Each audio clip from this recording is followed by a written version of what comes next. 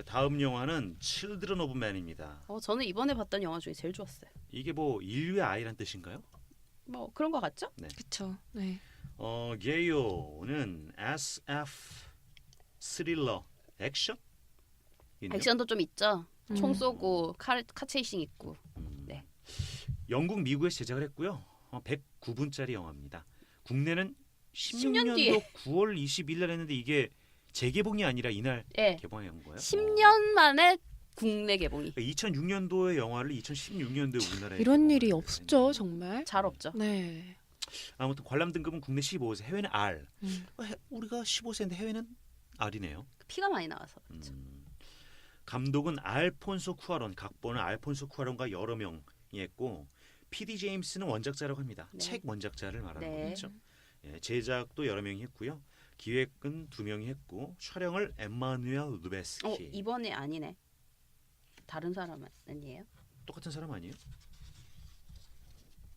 엠마누엘 루베스키가 아 계속. 그렇군요. 예. 죄송합니다. 그리고 음악은 존 테버너가 했고 뭐 프로덕션 디자인은 여러 명이 했고 네네. 뭐 의상도 편집. 뭐 여러 명이 했고 편집을 알폰소 쿠아론과 알렉스 로드리게즈가 또 둘이 같이 네. 했네요. 주연 클라이브 오웬. 옛날에 진짜 2000년대 초중반, 뭐 중후반 클라이브 오웬이 주인공으로 많이 나왔어요. 근데 지금은 좀 안 보이네요. 네 그렇네요. 예, 그리고 줄리안 무어가 여자 주인공 나오는데 저는 최근에 줄리안 무어가 나왔던 네. 영화 봤던 것이 킹스맨 2여가지고 너무 이게 대조돼가지고 좀 몰입이 안 됐어요. 줄리안 무어가 뭔가 저한테 좀 섹시하더라고요. 아무튼 줄리안 무어가 여자 근데 이런 주인공인데 캐릭터 되게 잘 어울려요. 근데 여자 주인공이라고 하기엔 뭔가 약간 비중이 작죠. 네. 그리고 마이클 케인, 케인경 마이클 케인이 나오고요. 전혀 같지 않은 케인경. 네. 그리고 치웨텔 에즈오포, 뭐 찰리 허넴, 클레어 홉 애쉬티라는 배우들이 나옵니다. 찰리 허넴이 여기도 나왔구나. 네, 그래요. 그렇습니다. 그 제가 아까 앤 벤크로프트 이야기를 했잖아요. 네. 여기서도 그 마이클 케인의 부인으로 제니스 역할 나오는 사람 또 그 사람인 줄 알았어요 저는. 근데 나중에 찾아보니까 아니야. 안 나오더라고. IMDb도 안 나오고 다음 영화에도 안 나오고 네이버에도 안 나오고 출연한 것 같은데 알고 보니까 아니더라고요. 네. 그리고 수상 내역은 2006년도 제63회 베니스 국제영화제에서 경쟁 부문. 경쟁 부분인가요? 네. 근데 이거 후보고 제가 말하고 싶은 거는 기술 공헌상 엠마누엘 루베스키가 타고 시카고 비평가 협회상도 엠마누엘 루베스키가 타고 촬영상. 촬영상이죠. LA 비평가도 촬영상. 촬영상을 엠마누엘 루베스키가 타고 베니스 국제영화상에서도 기술 공헌상으로 아까 말한 거네요. 네. 엠마누엘 루베스키가 탔죠. 그리고 시카고 비평가 두 협회상에서도 번이나 붙였죠. 촬영 다 같은 내용이에요. 같은 내용인데 네. 두 번을 붙였네요. 저 깜짝 제가. 놀라 6번 탔는 줄 알았는데 아니, 3번이군요. 세 번이네요. 어쨌든 간에 다 엠마누엘 루베스키가 탔군요. 네. 줄거리 미칩니다. 이거 줄거리. 진짜 줄거리 복잡해. 너무 좋아요. 근데 근데 네. 이런 아이디어 자체가 전 너무 좋아요. 저도 좋아요. 줄거리가. 자 힘내 공주노. 네, 배경은 서기 2027년 얼마 안 남았어요. 영국 런던입니다. 더 이상 아이가 태어나지 않는 재난을 맞이한 인류가 나와요. 점차 파멸을 향해 나아갑니다. 애가 안 태어나니까 파멸을 향해 나아가요. 뭐 이유는 모르겠지만. 그리고 영화상으로 마지막으로 태어난 아이는 18세 4개월로 가장 어린 애가 있는데 걔가 또 이번에 죽었다고 총 맞아 죽었어. 총 맞아 죽었다고 바로 뉴스에 나오면서 영화가 시작을 합니다. 그리고 사람들은 충격에 빠져요. 이 상황에 전 세계가 박살났고 사실상 기능이라도 하는 데는 영국 정부밖에 없어요. 보면은 우리밖에 기능 못합니다. 해외는 다 망가지고 있어 하면서 서울도 나오고 도쿄도 나오고 뭔가 시위하는 영상들이 나오는데 어렸을 때도 그렇고 지금도 그렇고 헐리우드 영화에서 한국이나 서울에 관련된 게 나오면 뭔가 반갑더라고요.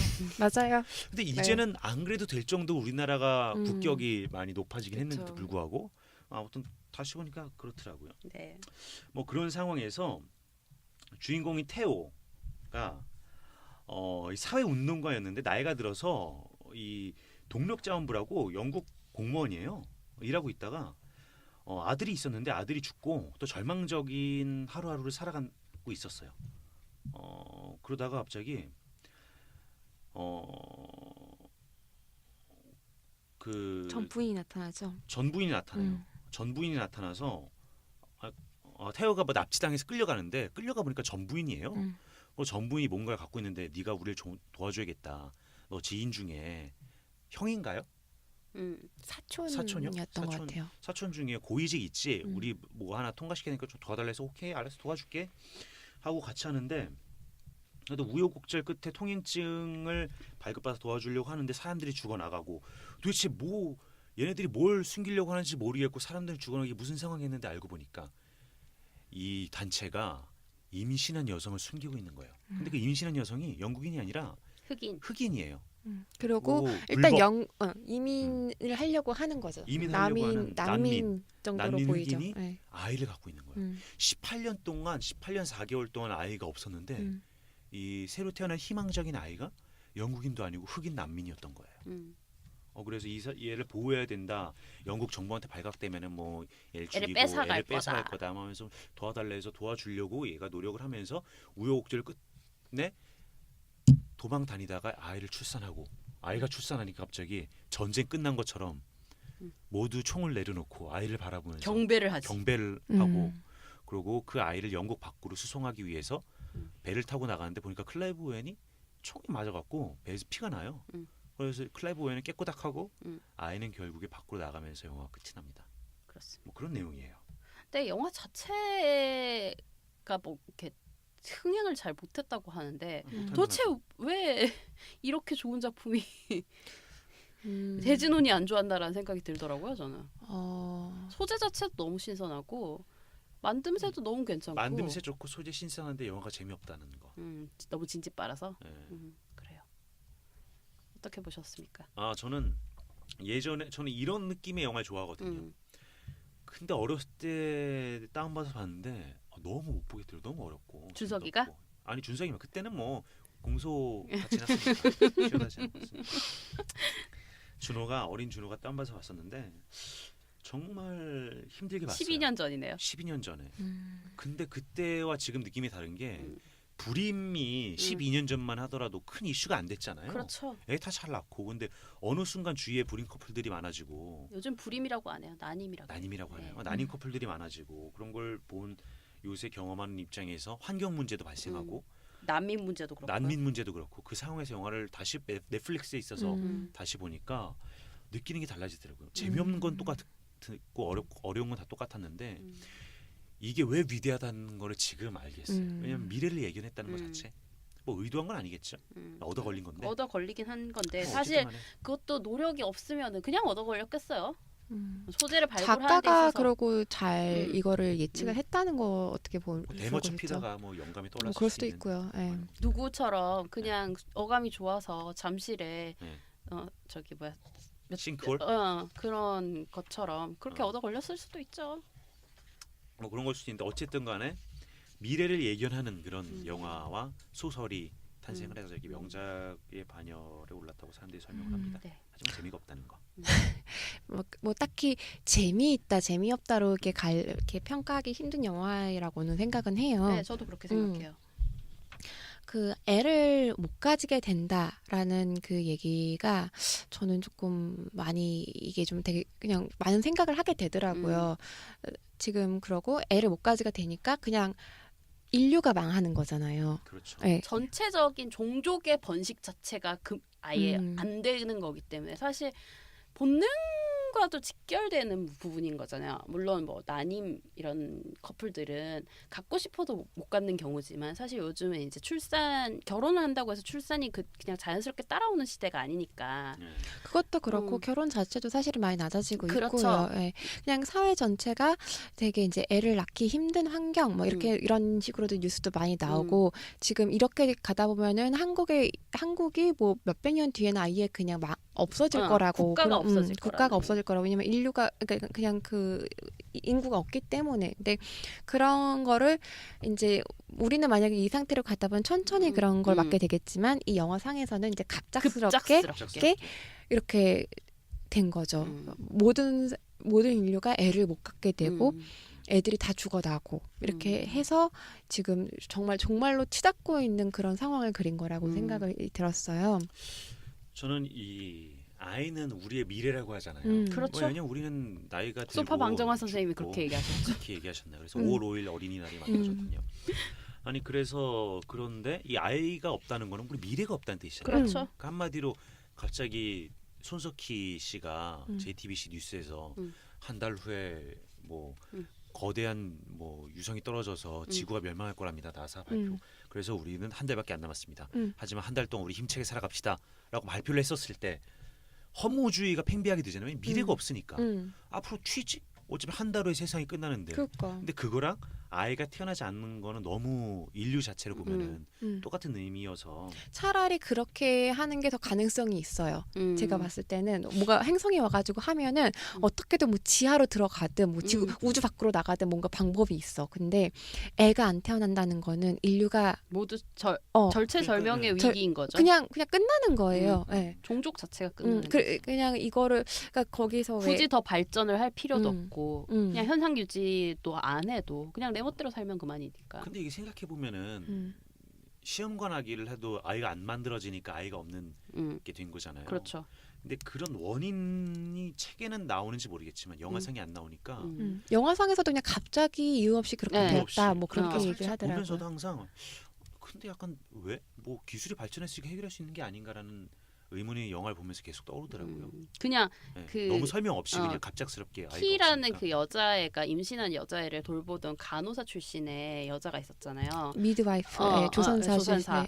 그 사람이 그때 그거를 회상을 하면서 그러니까 이상하게 갑자기 어느 날부터 산모가 없어졌고 그리고 그 입원해 있던 산모들도 유산을 하고 그래서 이상해서 친구가 일하는 병원에 전화를 했더니 친구네 병원도 똑같고 그 친구는 이제 자기 뭐 사촌인가가 뭐 호주인가 어디에 있어서 거기에도 연락을 했더니 그렇게 똑같았고 전세적으로 그때 갑자기 그렇게 됐다라고 그냥 씬에서 그렇게 대사 처리를 해버렸거든요.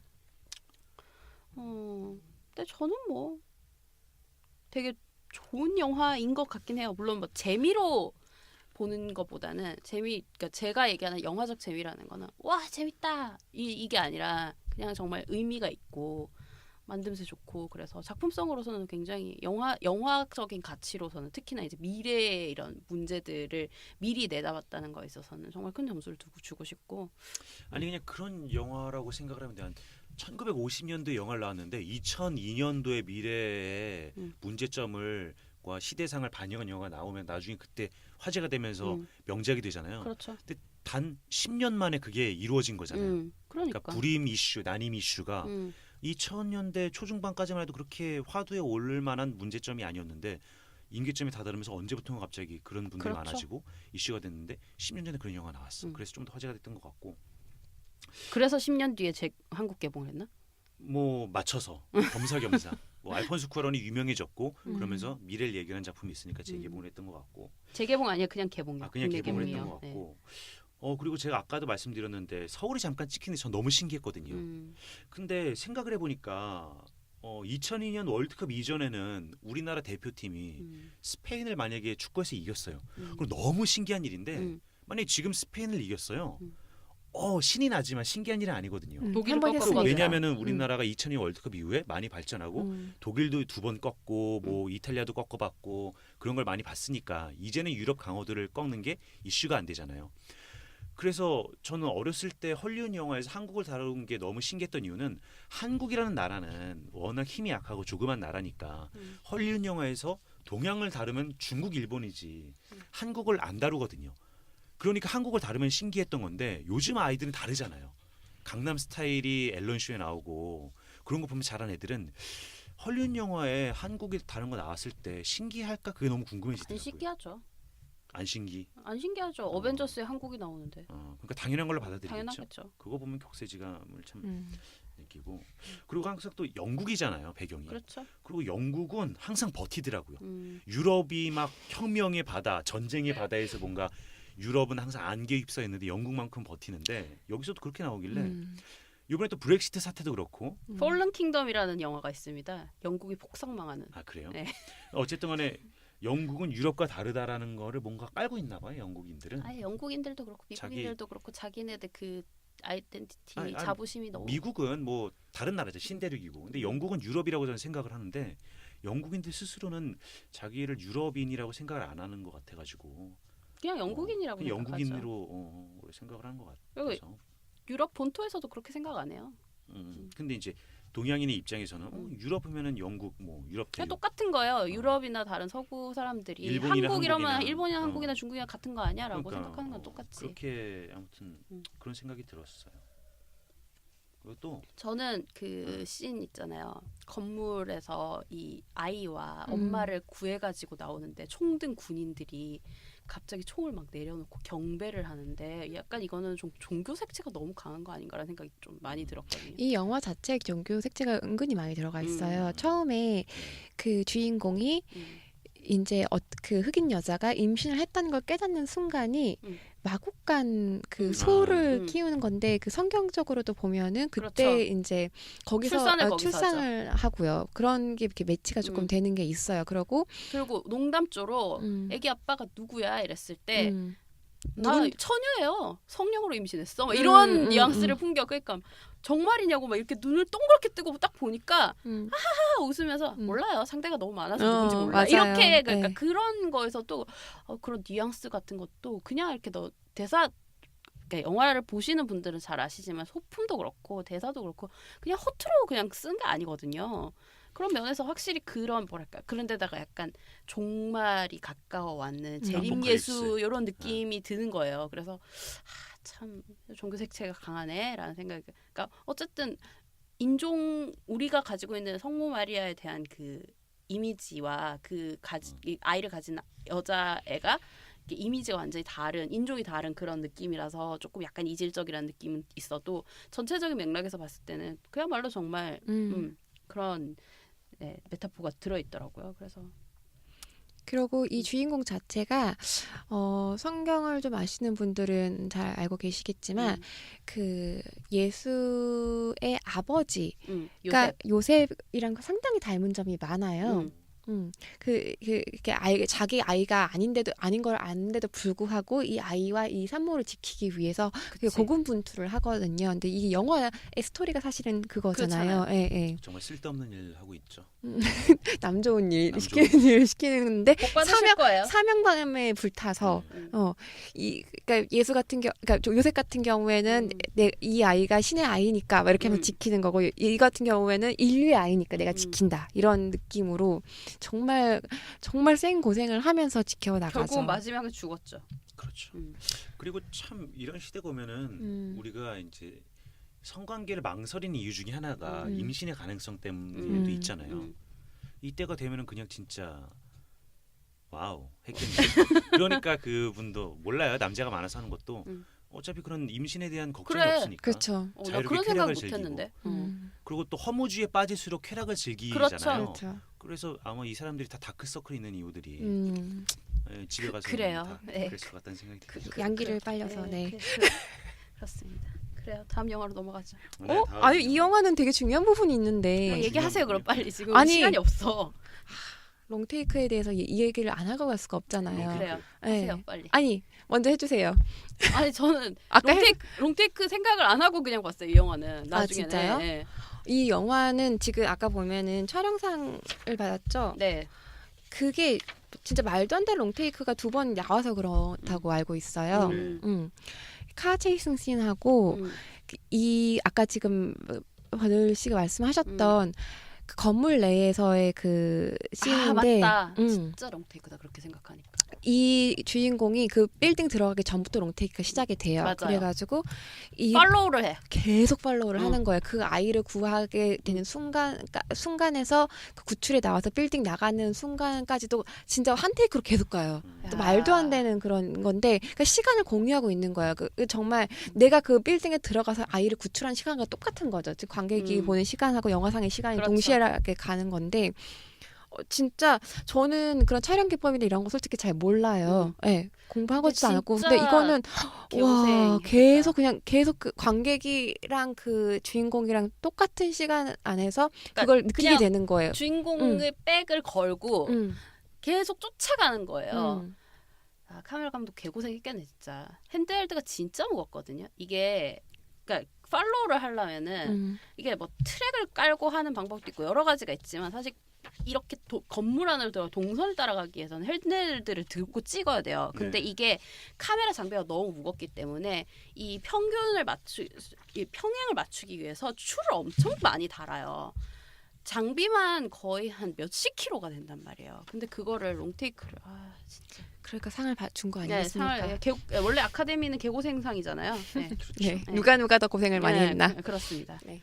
그래요. 하여튼 아무 생각 없이 그냥 원래는 롱테이크 많이 찍으니까 이걸 그러니까 마지막으로 원래도 많이- 왔거든요. 그래서 그런데 이러고는 말았죠. 그리고 카체이싱 씬도 잘 보시면은 처음에 그 습격을 당한 다음부터 그 빠져나가는 데까지 그냥 한 테이크로 계속 가요. 그 차 안에서.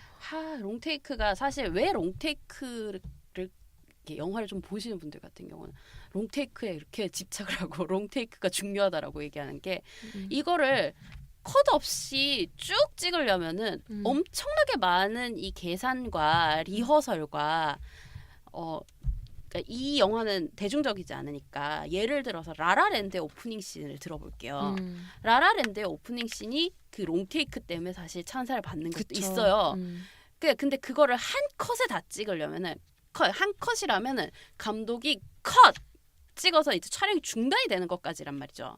근데 그거를 컷 없이 길게 찍는다는 거는 정말 공을 많이 들여야 되고 리허설도 엄청 많이 해야 되고, 그러니까 한 명이라도 NG가 나면 안 돼 거기서. 그렇기 때문에 롱테이크가 진짜 대단한 거다라고 얘기를 하거든요. 물론 이 기록은 깨졌을 겁니다. 라라랜드가 제가 알기로는 가장 길어요. 현재로서는. 아 그래요? 네. 버드맨도 아니고. 버드맨인가? 모르겠다. 사실 뭐 버드맨도 그렇고 버드맨이 훨씬 더 긴 것 같아요. 그래비티도 지금 그렇고 생각해 보니까. 사실 롱테이크는 아니죠. 롱테이크처럼 만든 거긴 한데. 네. 네. 라라랜드는 제가 알기로는 완전 롱테이크인 걸로.